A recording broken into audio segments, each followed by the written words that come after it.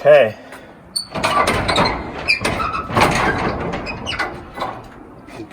Fingers crossed. There's a bus in there. Oh my gosh. And cobwebs. Oh goodness.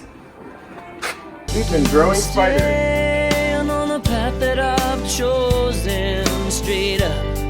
Come my way and I'll see you at the top. 'Cause something's gonna happen in this story. And I can feel it coming like the rising of the sun. Hey, what do you think? Do you recognize your Zephyr? Oh my god, there's a lizard. Kiki, there's a welcome home lizard for you. It's good to be back in the desert. We are out boondocking in Arizona in our desert bus Zephyr. After, well, she spent a long time away from us, locked up in storage. That sounds mean. It was mean. Our poor bus was in the dark, alone, for over a year and a half. And we're going to tell you, basically the story of storing Zephyr and what happened in storage and what it took to get her back on the road. And the lessons we learned, because we made some pretty boneheaded mistakes. We did? I guess we did. I think we did. Yeah. I think we made some... So, let's backtrack. Why did we put Zephyr in jail? So, if you're new to the channel, we also have a boat that we spend part of the intention is to spend part of the year cruising, part of the year in the bus. So we're going to have a land and water-based life. We got the boat in 2017 after living in Zephyr full-time since 2011. That was all Florida-based, so we got the boat, and then the bus was in Florida at that start too, right? Right, because we shop for our boat the bus. And then the intention was that we were going to get a lot in Benson, Arizona at the Escapees Co-op Park there. And that was going to be the long-term storage space and our base camp in the Southwest for Zephyr. However, in 2018, we did not yet have that lot. Right, so we decided, we were looking, we were shopping, we were waiting to get on the list to get that lot. And then we were going to be speakers at the RV Entrepreneur Summit in Austin, Texas. Fredericksburg, Austin. Nobody knows where Fredericksburg is. But so we were going to be going across to that, so taking a trip away from a boat in the bus to go be speakers. And we're like, well, rather than take the bus back to Florida, why don't we just store it in Austin? That way we've got half the trip across the country covered. And then in just a couple months, maybe 6 months later, that we'll have a lot in Benson. It'll be winter. It'll be time to store the boat, and we'll want to go do an RV adventure. So let's just find storage in Austin and tuck the bus away and leave it at that. Yep. So we selected a storage lot in Austin, Texas, South Austin. It was a budget storage and parking or something like that. It's on Manchac Road. My brother lives nearby there, and he also stored his boat there. So it would be a great place where we would have family who could look after things for us. Right, and it wasn't, I guess it was a little expensive on the storage side, but we were paying for covered storage. Not just covered, indoor storage. Indoor storage, because we didn't want the bus to bake in the Texas sun, suffer from Texas hail, tornadoes, floods. Texas has weather, so we figured paying for enclosed storage was probably smart. It was $270 per month, which was kind of pricey, but we felt it was worth it, especially since we were thinking it's only going to be 6 months. Yes. Right. So fast forward, the end of the RV Entrepreneur Summit, we're time to put Zephyr in storage. We got this lot barely bigger than the bus. It was very challenging to get into this space. It's 40 feet long by 10 feet wide. 10 feet wide. So just 1 foot on each side of the bus and just 5 feet behind the bus, which was just enough for the engine compartment to come open so that we could, check the engine and stuff like that if there were problems. So we decided to put the Zephyr in storage. We only had like a day or two to do this when we were sick after the conference. The time has come. We're about to store Zephyr for a long time. Yeah, so it's mid-March. We're in Austin, Texas at McKinney Falls State Park, where we have been for the last 5, 6, 7 nights, something like that. Yeah.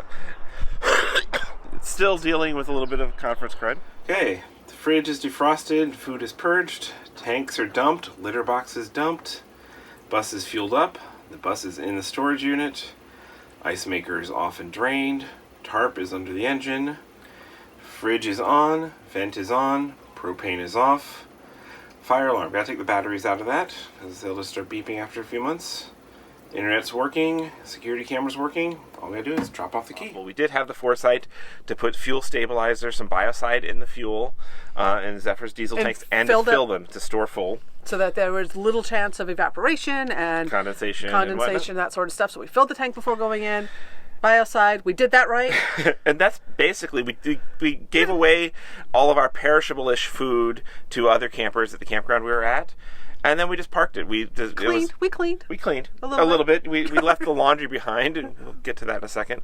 But yeah, so then just parked it, and we figured this covered storage had a power. The indoor storage had a power outlet, so we plugged in, and we're like, we're not going to bother to shut down the fridge and disconnect the batteries, do any of that because it's powered. It'll be fine, and we'll be back there. We left condiments in the fridge and all that other stuff, and fast forward 6 months comes to November, and we get to Sanford, Florida, and we're thinking we're going to take this trip back to the bus and go out west. We'd gotten a lot in Benson, but then we changed our minds. Yes, and we got to Sanford down the St. Johns River last winter and just fell in love with it. Yeah, we fell in love with Sanford, and then we were like, well, okay, so we're going to be in Sanford for just a couple of weeks, leave our boat in storage in what we consider like this amazing place.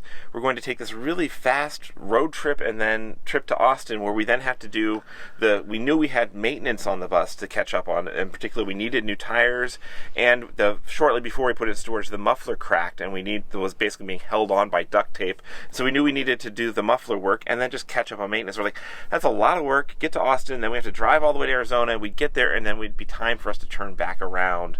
Right, and we would want, while we're out in Arizona, we're planning to do Escapers Annual Bash, all this other stuff. It was going to be a very compact thing. It's like, wait a minute, we just got caught up mentally. We're in the middle of a major rebranding of our website, and I was like, oh, it's just too much. Yes. And so we decided to stay put in Florida, left stuff in storage, and it ended up being a full year and a half before we got back to her. So longer term storage than we intended. That was our first mistake. And so we knew it was going to be quite a while, but we had actually left an activated mobile hotspot here and a security camera so we could monitor Zephyr with our Victron CCGXs on the internet, so we actually could see the power situation.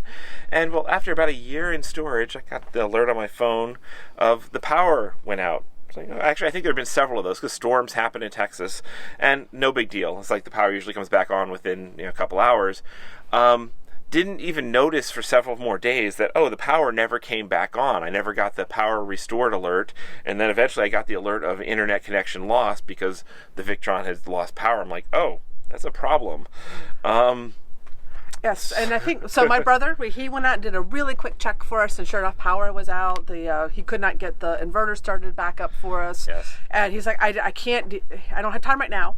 And you didn't quite know what to do next, right? Well, remotely. So we said, well, let's just find a time together, and let's circle back to this later. Yeah, so I guess so. What our electrical system, the way it is was set up, the batteries on the lithium batteries we had, and we're gonna have a whole other video about the story of the lithium batteries coming up soon. But the lithium batteries have an EMS on them that is designed to disconnect the batteries if they get too low to protect them. But the way this old setup was done, we did it way back. It doesn't auto reset. You need to manually reset. So if the batteries get to zero, they pull their own plug, and then you have to basically crawl into the bay and hotwire them to bring them back to life. And so it means when the power did come back on after however many days it was out, the inverter and everything else is downstream of the system, and nothing will wake up. So the power might have been back on at the jack, but no power in the bus, no battery charging, no fridge, no mobile monitoring. All of that stayed dead for another 6 months. So you didn't exactly give us a lot of space here. No, we don't have a lot of space to work in here. I'm going to try and jumpstart our power system and make sure the inverters come back to life before we reset up the starting batteries tomorrow. And why are we doing that? So that we can have power inside the bus. Yes, but why don't we have power inside the bus? I think our batteries, there was a power outage here at the storage unit, and it drained our batteries to the point the emergency cutoff shut them down, and I think they might be fully dead. We'll find out soon. Fully dead, like not able to come back to life dead? Potentially. Or maybe not worth trusting even if I could get them to come back to life. Okay. They've been sitting in a dead state for a long time. So we'll find out. Okay. Months. So, that was our other big mistake. So, remembering that we left the fridge with condiments in there and had not really thoroughly cleaned it, we got back to a very moldy and mildewy fridge. What did you just discover here? Well, apparently when the power goes out and the fridge goes off, things mold up because we kind of left in a hurry because we were both like really sick when we were leaving, so we didn't exactly prep as well as we could. Oh my goodness. This will be fun to clean. So we haven't been on our boat in a while, bus, and I think a few of these cans might have expired. I'm not even gonna look at the expiration date on that one. I pretty much know. Woohoo! But the systems are all coming back together. The fridge is cooling and cleanish.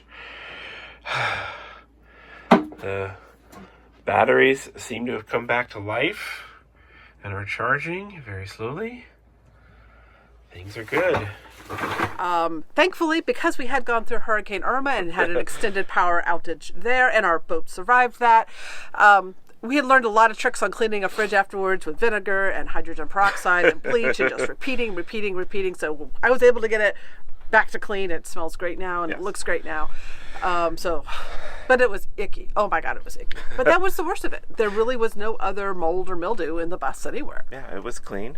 Your mom, her brother and her mom had made periodic checks on the bus, including one point her mom noticed we left all the dirty laundry. She's like, I just went and did your laundry because you left it sitting there in a pile for Thanks, Mom. 6 months. Thanks. So our laundry was sitting nicely folded on the bed. It was, Can you come travel with us, Mom, more? Thanks.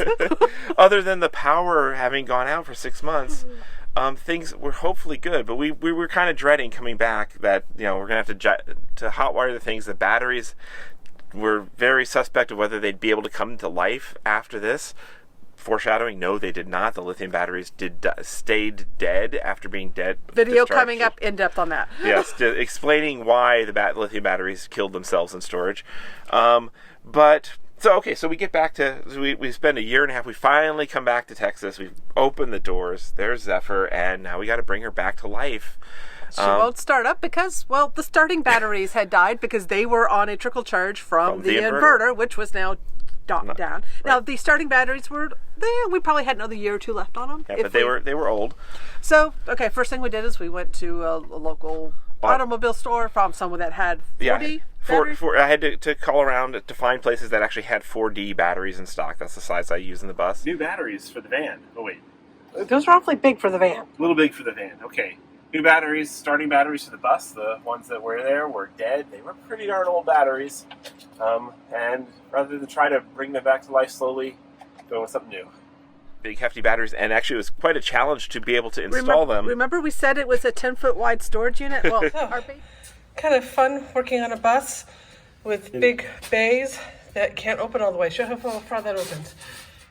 Yeah, and we have to get the new 4D starter batteries in there to even move the bus first, so.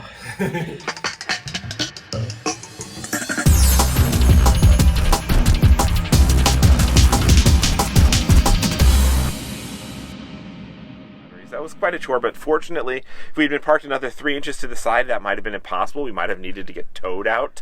But we had perfectly centered the bus in that storage unit, so good job there. Yes, that's something we did right. The bays were accessible enough that we were able to put in new starting batteries. And once there were new starting batteries, the bus fired right up. It was bringing Zephyr back.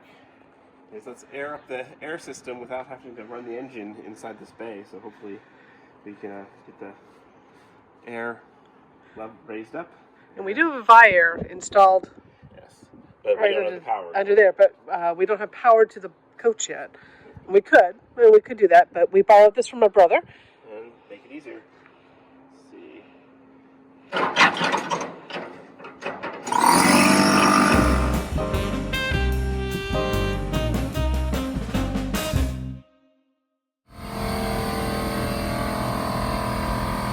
Zephyr is aired up, seems to be holding air, no whooshing going on. So next is a brake test. Chris is going to apply the brakes.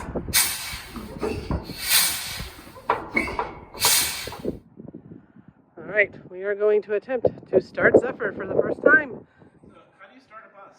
I don't remember. I hope you remember how. I think there's a knob you turn, and then a key, and then...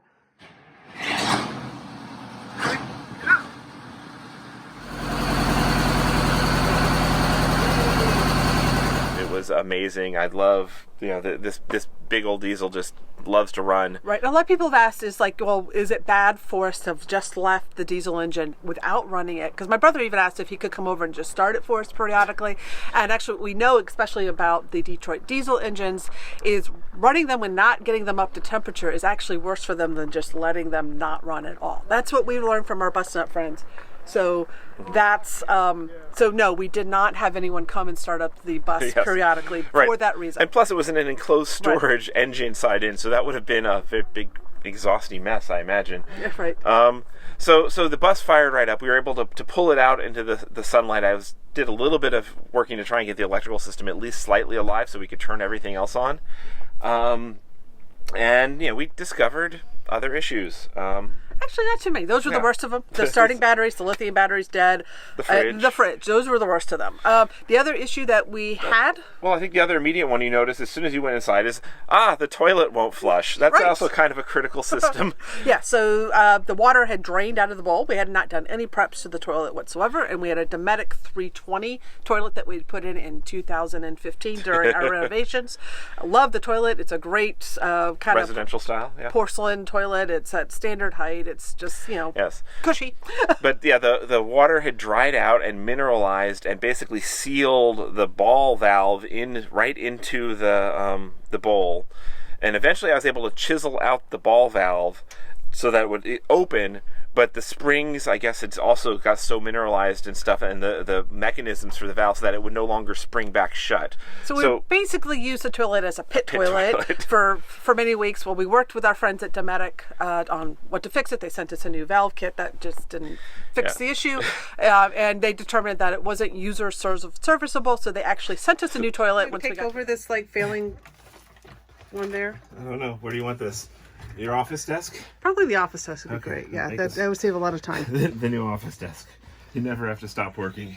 Cherie's workaholism goes to a new level. We used a pit toilet basically for a month. Fortunately, the Happy Camper kept the smells to basically a minimum. So Happy Camper, that's that powdered stuff. It works fabulously because we basically had an open hole with a poop underneath it and didn't smell a thing. Yeah, but so the toilet was dead. And then we also, as soon as we walked inside, we noticed the seats inside the bus looked awful. The captain's seats. So these are flex steel seats that we had installed in 2014 at Braden Hall up in Elkhart, Indiana. Loved the captain's chairs that were there, but apparently we picked the Halo leather version, which is the lowest end fabric. We took what was on the lot, what they could install that day. It wasn't really a conscious choice, but apparently there was a bad batch of fabric from back in that time zone. And we know a lot of other RVers from coaches in this era had the same problem of this peeling fake leather. So it wasn't so much that it died in storage, but just it aged out, and so we got in the bus and our seats look like they're like old wrinkly skin peeling, or like, what happened to that? Yeah, at first we thought it was storage, and we posted about it, and a lot of people told us that a lot in the last era year of fabric happens. Yeah, and that in the last year or two, there's been a lot of issues with it. So we contacted Flex Steel, thanks to our reader who knew someone there, and they basically explained the situation to us that the manufacturers actually chose the fabric, not Flex Steel, so they're not responsible. And the manufacturer of that particular fabric had declared bankruptcy and said, "Hey, we screwed up. We're gone." So really, there's no recourse. So we contacted Braden Hall, who we purchased the chairs from, and they actually said that the way they're dealing with it is they're offering their customers who got this bad fabric, they will send them new seat covers, and you basically take the covers off and reinstall covers on top of them. They'll do those for free at the same fabric level, or if you want to upgrade to ultra leather, you just pay the difference in price. So they sent us about a whole bunch of fabric samples, and we went with standard fabric because that's what we liked. So they sent us new free seat covers. We just have to now figure out how to install them. Braden Hall, thank you. I think that's above and beyond. So fabulous. And they said if we were willing to come to Elkhart, they would have installed them for free as well. So I wasn't driving Elkhart. Yeah, we're not going to Elkhart, but Braden Hall did stand up for that bad fabric. That wasn't their responsibility. So great job for them. Yep. So that wasn't, I don't think, a storage issue so much, but it's what was waiting for us when we opened the door. It was a disappointment. And then, it's just all the other standard things after you get an RV out of storage. We sanitize the water tanks. Sanitizing the freshwater system. Yes. So rather than have to suck bleach from a bucket and stuff. We got a good tip by watching YouTube videos by these guys, the RV geeks, Peter and John. Never heard of them. Never heard of them, but I actually went back and watched one of their old videos on sanitizing, and they had a really great tip of, rather than suck from a bucket, take your filters out and put the bleach, direct bleach in here, and then just run the fresh water through it. So a lot less mess, a lot less fuss.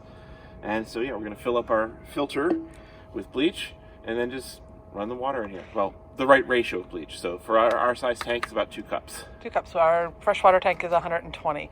And thanks, Peter and John. Don't actually drink it, Chris. Don't drink it. It's not a cocktail. So that it just sucked right up into there. Let it sit for a couple hours. Drain, flush the system. Yeah, stuff that we've done before is get the bus back to clean and sanitary and happy and driving. And then we had to do the planned maintenance. So we actually found a bus and truck yard down in Kyle, Texas. And they were able to replace the muffler, do the fluids, got all 6 new tires, and handle all that busish stuff. It was about $5,000 in maintenance, but that was all maintenance that was planned. The tires were already 8 years old, so that wasn't storage related. That was just routine maintenance sort of stuff. They were great. They got everything done, and it was fabulous having the van to live in during this time Made period. It so much easier. So we weren't trying to live in the van, in the bus, or get hotels or anything like that. So having a spare RV to travel with you has turned out to be fabulous. And one other thing that died in storage that kind of surprised us was our Max Air fan. We go to get some exhaust that very first day. None of the buttons on the fan work anymore. We think the fan has died. I checked the circuitry at first, but this pull out the old remote, which we never even used, and the remote still works. So all the buttons on the fan have died or corroded in storage, but the remote still works. We haven't dug into analysis on that. Weird. But all in all, I think we did pretty good. Minus, the batteries and stuff like that. We do have a video coming up on the batteries, like we mentioned. And it'll analyze why the batteries actually died, our lithiums, after 8 years. And what we replaced with, because we are back on lithium right now. Yeah, we haven't run a generator and been boondocking for 10 days now. It's been awesome. Awesome. So anyway, that's our recap of getting Zephyr out of storage after a year and a half. Maybe you picked up a few things. As far as the toilet goes, the tips that we received when we shared about that on Instagram and things like that was it was recommended that we put the pink RV antifreeze into the toilet before we store. Just fill the bowl up with it. Wrap the toilet bowl in saran wrap so it can't evaporate. It'll keep the seal lubricated and should hopefully next time we return. So that we will be doing. Yes. So we won't have a stalactite encrusted solid. So here on out, Zephyr will be storage outdoors in Benson, Arizona at our location there. She'll have solar to keep her going. If we have a power outage again, there are bigger problems on the planet. But if the sun goes out, we've got issues. That's the advantage of outside storage. And yeah, we'll probably do some winterizing stuff though, just because there might potentially be a little bit of freezing. Actually, probably by the time we leave, we don't even have to worry about that. So yeah, so see, that's the other thing is we never need to assume again that we're going to be back in 6 months. That's the true. intention. The intention here on out is that it will be a split year between bus and RV.